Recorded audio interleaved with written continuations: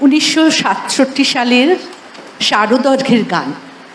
কথা ও সুর সলিল চৌধুরী, শিল্পী শ্রীমতী মাধুরী চট্টোপাধ্যায়। অপূর্ব কাব্যিক বর্ণনা। ওই যে সবুজ বনবীথিকা, দূর দিগন্তের সীমানায় ছোট্ট নদীটির ওই বাঁকে মোর প্রিয় কোথায় থাকে। যেন একটা ছবি ক্যানভাসে যেন তুলি দিয়ে আঁকা একটি কবিতা।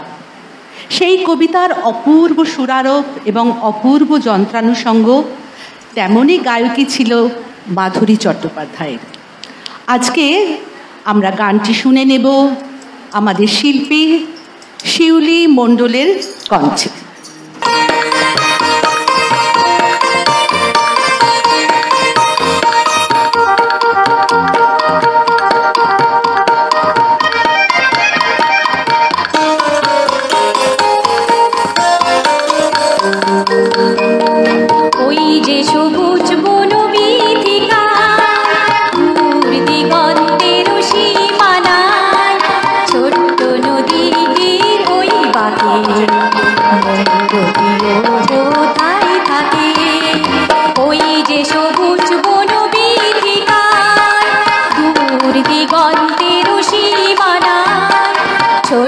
নদীটির ওই বাঁকে